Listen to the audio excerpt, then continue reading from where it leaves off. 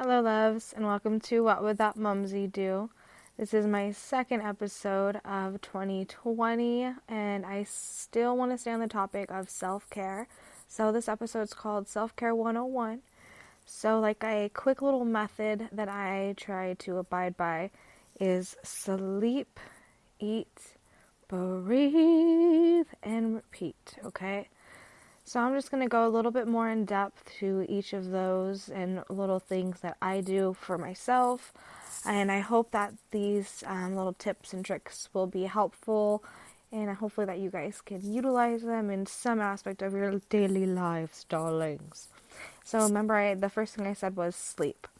So I cannot stress enough how much sleep means to us, like how important it is to us and our mental health even, and to our daily bodily functions and routines. If your body feels tired, I just feel like listen to it, making sure that you're paying like actual attention to your body, because I know firsthand what lack of sleep puts me at risk of.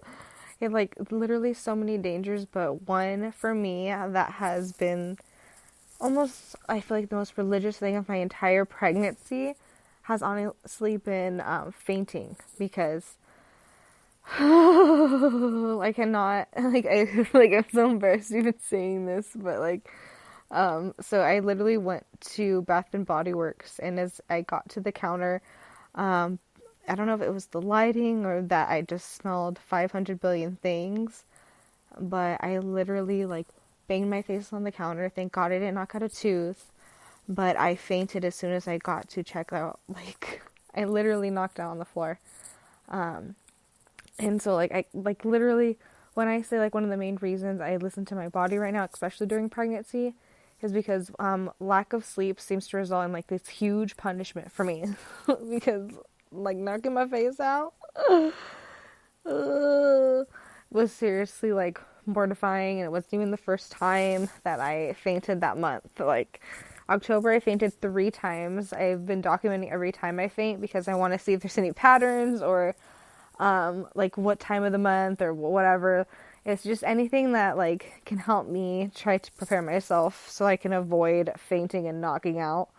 If it's around the times that I do my tests for pregnancy, for example my glucose and stuff like that. So anyways, thank the Lordeth that I have not knocked out any tooth or harmed my baby boy, because seriously, it's I hear so many horrific stories, so many, but no, thank God it hasn't happened to me.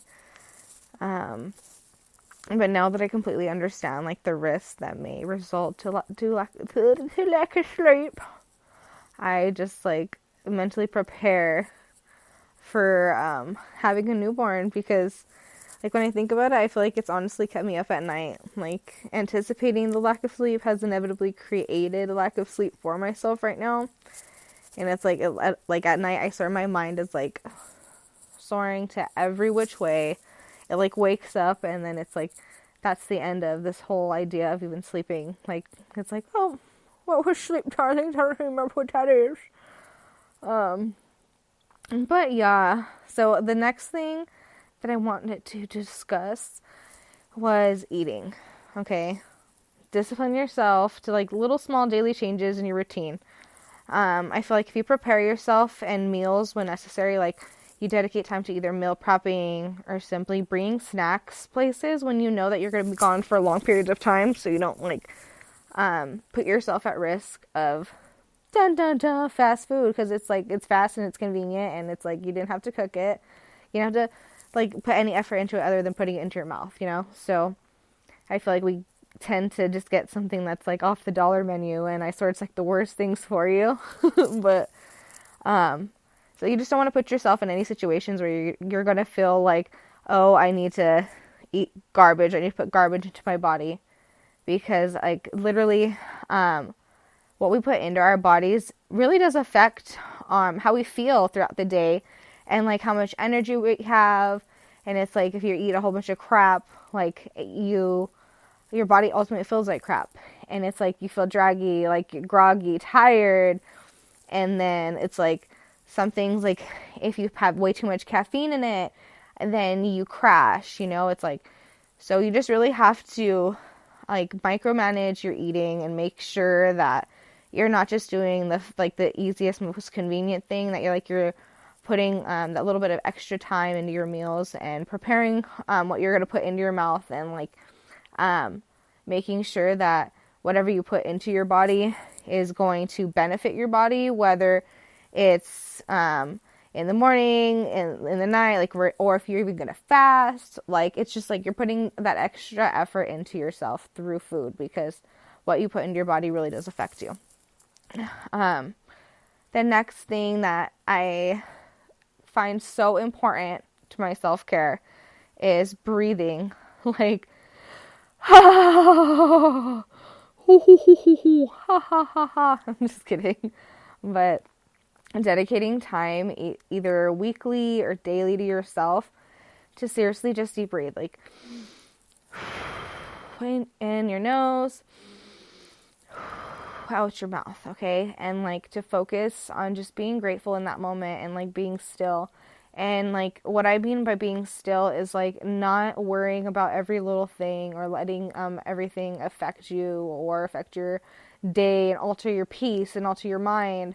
That you're just like, you appreciate like actually just being awake, like being able to breathe, being there, being alive, and then like being completely still in that moment. And that's what's I feel like important, with like allowing any worry for moments that have not happened yet, like that have yet to even occur. Like, why allow them to alter you? So you're just still, completely and only still, darlings.